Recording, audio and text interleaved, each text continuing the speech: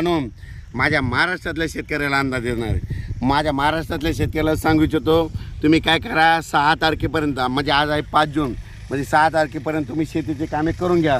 कारण की राज्यामध्ये 7, 8, 9, 10 जूनच्या दरम्यान भाग बदलत पाऊस पडणार आहे, जोराचा पडणार आहे, म्हणून हा अंदाज लक्षात.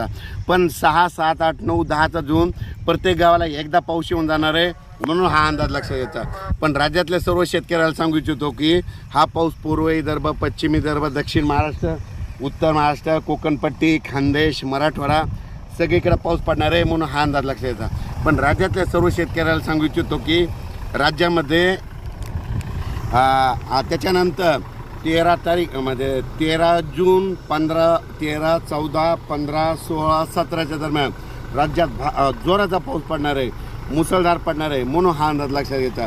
पण राज्यातल्या सर्व शेतकऱ्याला सांगू इच्छितो की राज्यात आजपासून सांगतो की 5 तारखेपासून आज बऱ्याच भागात पावसाला सुरुवात होणार आहे. 6 जूनला आणखी खूप ठिकाणी पाऊस सुरू होणार आहे. 7ला आणखीन बराच भाग व्यापणार आहे. 8ला दररोज परत वाढणार आहे. 9ला आणखीन बऱ्याच ठिकाणी जाणार आहे. 10ला जाणार आहे, 11ला जाणार आहे, 12ला जाणार आहे. म्हणजे सांगायचं झालं तर पाऊस आता हळूहळू सुरू झाला, म्हणून हे लक्षात घ्यायचं. पण 7, 8, 9चा थोडा जास्त पडणार आहे आणि 13 ते 18चा मात्र जरा खूपच पडणार आहे, म्हणून हा अंदाज लक्षात घ्यायचा. ज्यांच्या शेतकऱ्याचं शेतं दुरुस्त करायचे राहिले असतील, तुम्ही अनेक 2-3 दिवस राहिले, या 2-3 दिवसामध्ये शेतं दुरुस्त करून घ्या. पाहू शकता मी हे संपूर्ण असं शेत सगळं दुरुस्त केलं आहे. आता थोडा पाऊस पडला आणि रान आंधळ झालं की लगेच पेरणीला सुरुवात करणार आहे. आणि ज्यांना असं म्हणजे रान आंधळ नसलं झालं तर तुम्ही पेरणीची नंतर पेरू शकता. ज्यांच्या जमिनीमध्ये ओल आहे तुम्ही पेरू शकतात, हे देखील सांगू इच्छितो.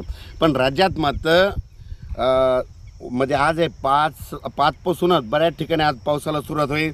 6ला वाढत जाईल, 7ला वाढत जाईल, 8ला वाढत जाईल, 9, 10, 11 असा पाऊस पडतच राहणार आहे.